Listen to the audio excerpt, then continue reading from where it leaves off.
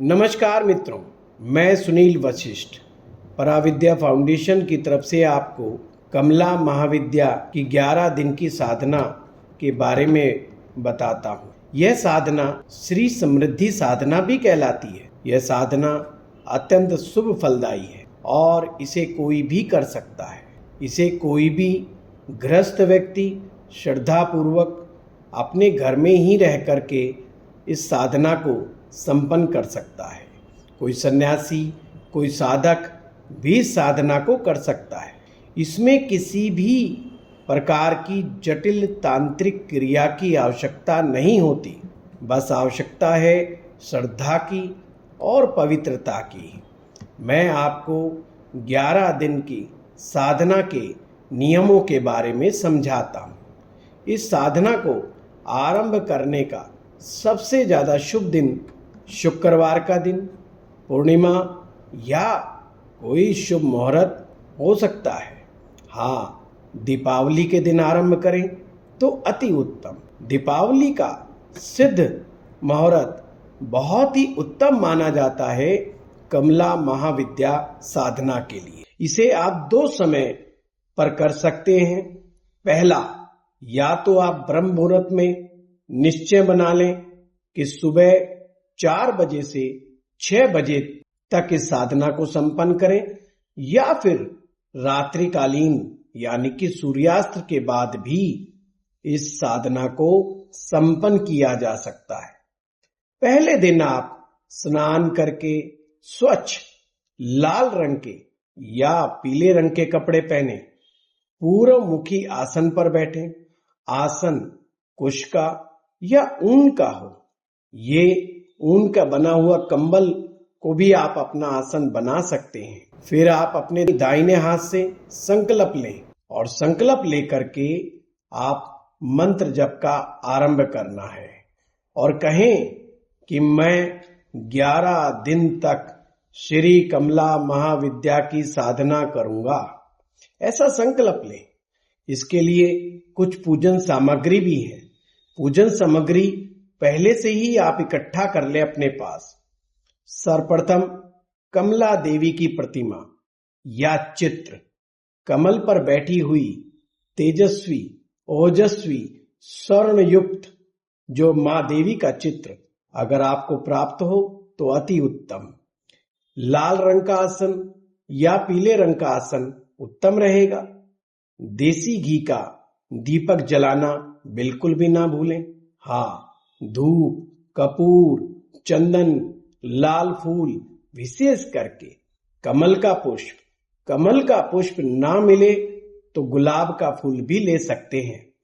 अक्षत यानी कि चावल, अक्षत का मतलब बिना टूटे हुए चावल, साबुत साफ सुथरे चावल, सुपारी, पान, पीला या लाल वस्त्र अर्पित करने के लिए, शुद्ध जल और मिश्री का भोग लगाने के लिए, या आप खीर का भोग भी लगा सकते हो। सर्वप्रथम आप संकल्प लेने के बाद आप आसन शुद्धि करें। ओम आसनाय नमः ऐसा कहकर आसन पर थोड़ा सा जल छिड़क दें। आचमन करें, शुद्धि मंत्र बोलें। ओम केशवाय नमः, ओम नारायणाय नमः, ओम माधवाय नमः। ये शुद्धि मंत्र है। और गणेश जी का ध्यान करें। ओम गम गणपते नमः से गणेश जी का ध्यान करें। चारों दिशाओं में ओम हरीम, ओम हरीम, ओम हरीम, ओम हरीम ऐसा चारों दिशाओं का ध्यान करके ऐसा बोलकर आशीर्वाद की मुद्रा करें। कमला देवी का ध्यान करें। पद्मासन संस्था, पदम वर्मणा, पदम पत्र निभेक्षणा, पद्माल्य, पदम मुखी, पद्मनाभम प्रिया मम। फिर देसी घी का दिया जलाएं। मूल मंत्र का जप। अब बड़े ध्यान से सुने जो मैं मंत्र आप लोगों को बताने जा रहा हूं। यह मंत्र मां लक्ष्मी जी का सबसे प्रिय मंत्र है। ओम श्रीम ह्रीम श्रीम ऐं कमले कमलालये प्रसीद प्रसीद श्रीम ह्रीम श्रीम ऐं महालक्ष्मी नमः। ओम श्रीम ह्रीं श्रीं ऐं कमले कमलालये प्रसीद प्रसीद श्रीं ह्रीं श्रीं ऐं महालक्ष्मी नमः। इसे 108 बार नित्य जप करें, यानी कि 108 बार का मतलब है एक माला।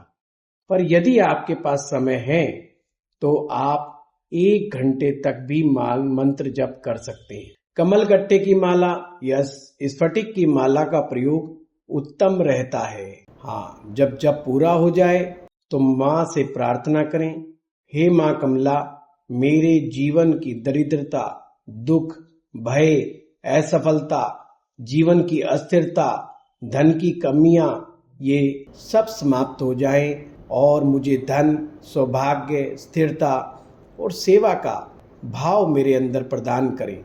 फिर माँ को खीर का भोग लगाएं, माँ लक्ष्मी जी की आरती करें। हाँ, साधना के दौरान कुछ नियम का पालन करना जरूरी है।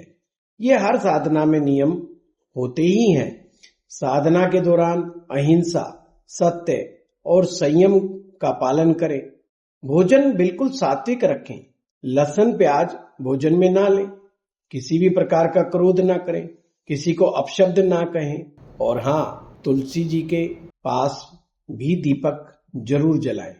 11 दिन तक खीर मिश्री का भोग लगा करके 5 कन्याओं को भोग लगाएं और भोजन करवाएं तो साधना में फल अच्छा प्राप्त होता है।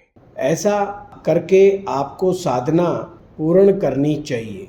हाँ, ध्यान रहे, साधना ऐसे स्थान पर करें जहां पर आपके घर में बहुत सफाई हो। साधना के दौरान दीपक जलता रहना चाहिए। इसके क्या क्या फल प्राप्त होंगे इस साधना के बाद? इस साधना से दरिद्रता और आपके ऋण से मुक्ति, यानी कर्जे से मुक्ति मिलेगी। घर परिवार में सौभाग्य बढ़ेगा। धन के नए नए स्रोत खुलेंगे। धन के नए नए मार्ग प्रशस्त होंगे। मन में संतोष, करुणा और दान की भावना पैदा होगी और भोग और मोक्ष दोनों ही देने वाले ये माँ कमला की महाविद्या की ये साधना है। इसे हर व्यक्ति को अपने जीवन में जरूर अपनाना चाहिए। मित्रों, आप लोग भी 11 दिन की ये साधना आप अवश्य जीवन में अपनाएं और आपको क्या अनुभव प्राप्त होता है ये कमेंट बॉक्स में जरूर लिखें। धन्यवाद।